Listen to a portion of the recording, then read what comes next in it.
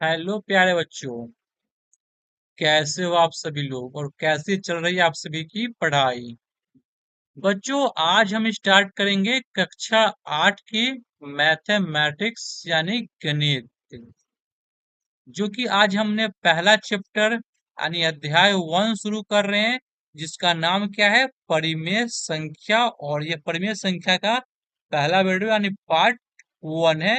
तो वीडियो में लास्ट तक बने रहिएगा। आइए शुरू करते हैं। दोस्तों, क्लास 8 का पहला चैप्टर क्या है, परिमेय संख्या, अध्याय 1।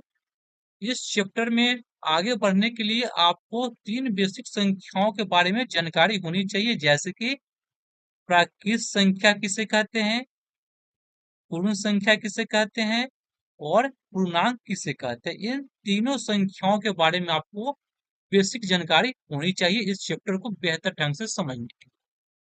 तो आइए पहले हम इन तीनों संख्याओं के बारे में बेसिक जानकारी लेते हैं, फिर हम इस चैप्टर में आगे बढ़ेंगे। क्लियर है?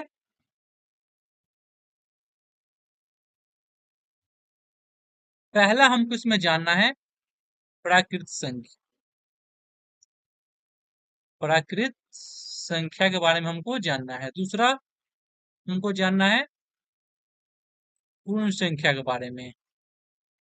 एंड तीसरा हमको इसमें जान लेना है बेसिक जानकारी पूर्णांक के बारे में, कि हम पूर्णांक किसे कहते हैं। इन तीनों संख्याओं के बारे में हमको बेसिक जानकारी होनी चाहिए। प्राकृत संख्या किसे कहते हैं? तो गिनती की संख्या को हम प्राकृत संख्या कहते हैं। जैसे जो भी हम लोग नंबर डेली लाइफ में यूज करते हैं काउंटिंग के लिए, उसी को हम बोलते हैं प्राकृत संख्या। जैसे कि एक कलम, दो किताबें, ये सब जो है कि एक प्राकृत संख्या है। इसका एग्जाम्पल हम लिखना चाहेंगे तो लिख सकते हैं, एक, दो, तीन, चार, पाँच, छ। डॉट डॉट हम आगे अनंत तक ले सकते हैं, तो इसे हम बोलते हैं क्या, प्राकृत संख्या। पूर्ण संख्या क्या होता है? तो प्राकृत संख्या में हम जब हम जीरो को ऐड करते हैं तो जो समूह संख्या का बनता है उसी को हम बोलते हैं पूर्ण संख्या। जैसे कि प्राकृत संख्या क्या होता है, एक, दो, तीन, चार, पाँच, छ, डॉट डॉट अनंत तक। इसी के समूह में हम अगर जीरो को ऐड कर देते हैं तो जो समूह बना है इसी को हम बोलते हैं पूर्ण संख्या। क्लियर है? तो आगे बढ़ते हैं पूर्णांक की ओर। पूर्णांक किसे कहते हैं? तो ऋणात्मक प्राकृत संख्या, क्या ऋणात्मक प्राकृत संख्या, शून्य और धनात्मक प्राकृत संख्या के समूह को हम क्या कहते हैं, पूर्णांक कहते हैं। एग्जाम्पल इसका हम लिखना चाहेंगे तो लिख सकते हैं, -3, इधर भी डॉट डॉट माइनस, माइनस हम इंफिनिटी तक लिख सकते हैं, -3, -2, -1, 0, 1, 2, 3, डॉट डॉट अनंत तक। तो ये जो नंबर आपको दिया गया है ये है ऋणात्मक प्राकृत संख्या, ये है शून्य, और ये हो जाएगा आपका धनात्मक प्राकृत संख्या, और इसी के समूह को हम बोलते हैं क्या, पूर्णांक। क्लियर है? तो आगे हम बढ़ते हैं अपने चैप्टर की ओर। चैप्टर का नाम क्या था, परिमेय संख्या। तो हमको परिमेय संख्या के बारे में थोड़ी जानकारी लेनी जरूरी है कि परिमेय संख्या क्या होती है, किसे हम कहते हैं परिमेय संख्या। तो परिमेय संख्या जो कि वह संख्या होता है जिसे हम p बटा q के रूप में लिख सकते हैं। कैसे? तो हम जिस संख्या को हम p बटा q के रूप में लिखते हैं उसी को हम कहते हैं परिमेय संख्या, जहां q equal to not zero, q कभी भी जीरो नहीं होगा। और p और q क्या है, तो p और q एक पूर्णांक होगा। p और q क्या होगा, एक पूर्णांक होगा, जहां q equal to not zero. Clear है? तो आगे हम बढ़ते हैं परिमेय संख्याओं के गुणधर्म के बारे में, जो इस चैप्टर की मेन बात है। क्या हो गया, परिमेय संख्या के गुणधर्म, जिसमें पहला गुणधर्म क्या है, समवृद्धि। समवृद्धि, तो हमको अब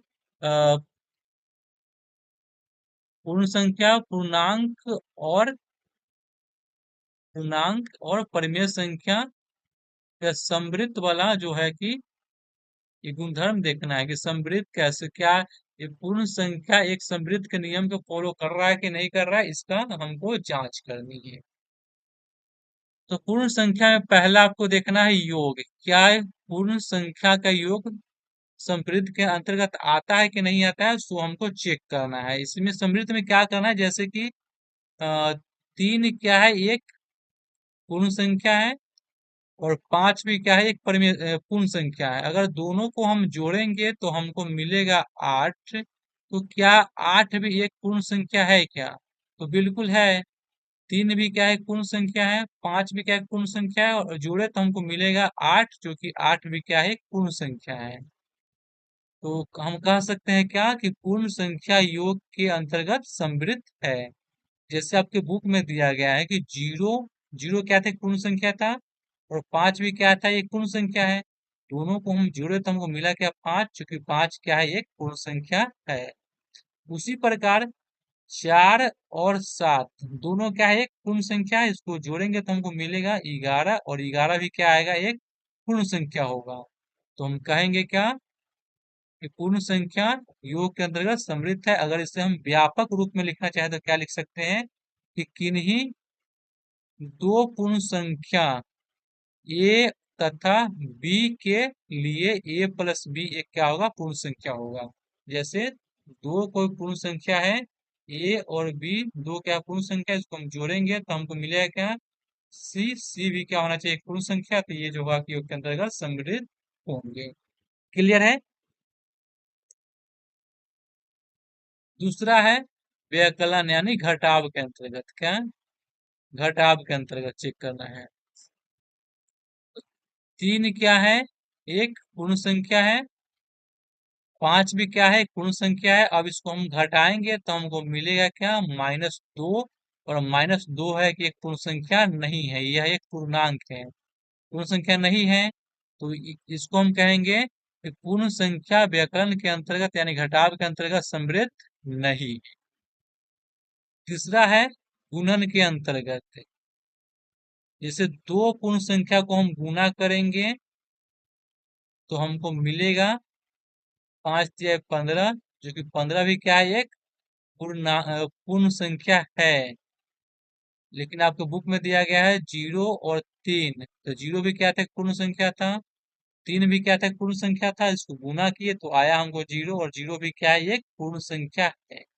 उसी प्रकार यहाँ दिया गया है 7 × 3, तो 3 भी क्या है, एक पूर्ण संख्या है, और 7 भी क्या है, पूर्ण संख्या है। गुना करेंगे आएगा 7 × 21, और 21 भी क्या होगा, एक पूर्ण संख्या है। तो हम कहेंगे यहाँ से कि पूर्ण संख्या गुणन के अंतर्गत क्या है, समृद्ध है। इसको व्यापक रूप में लिखना है तो कह सकते हैं यदि ए तथा बी कोई भी दो पूर्ण संख्या है तो उनका गुणनफल आएगा ए बी, जो कि एक क्या होगा, पूर्ण संख्या होगा। जैसे कहने का मतलब ये है कि ए और बी क्या है, कोई दो पूर्ण संख्या, उसको गुना करेंगे तो हमको मिलेगा सी, हमको मिलेगा तो सी भी क्या होगा, एक पूर्ण संख्या होगा। क्लियर है? चौथा है इसमें भाग के अंतर्गत चेक करना है, क्या भाग के अंतर्गत पूर्ण संख्या समृद्ध है या नहीं है। तो इसमें दिया गया है 5/8, जो कि आएगा 5/8, जो कि एक पूर्ण संख्या नहीं है, ये है एक भिन्न है। तो हम कहेंगे कि पूर्ण संख्या भाग के अंतर्गत समृद्ध नहीं है। कुछ और एग्जाम्पल हम देखेंगे, जैसे 8 में हम भाग दे दें 4 से तो कट के आएगा 2। 2 क्या है, एक पूर्ण संख्या है, 8 भी क्या था, पूर्ण संख्या था, 4 भी क्या था, पूर्ण संख्या, भाग दिए तो आया हमको 2, और 2 भी क्या है, पूर्ण संख्या है। लेकिन जैसे इसको हम पलट देंगे, 4 को करेंगे पहले, इससे 4 में भाग देते 8 से तो ये आ जाएगा 1/2, जो कि एक पूर्ण संख्या नहीं मिला हमको, एक भिन्न मिल गया। तो इसलिए भाग वाला जो है कि हमेशा हर जगह समृद्ध नहीं होगा, इसलिए पूर्ण संख्या भाग के अंतर्गत समृद्ध नहीं होगा। क्लियर है? तो आज के लिए इतना ही। अगले वीडियो में हम लोग देखेंगे पूर्णांक से आगे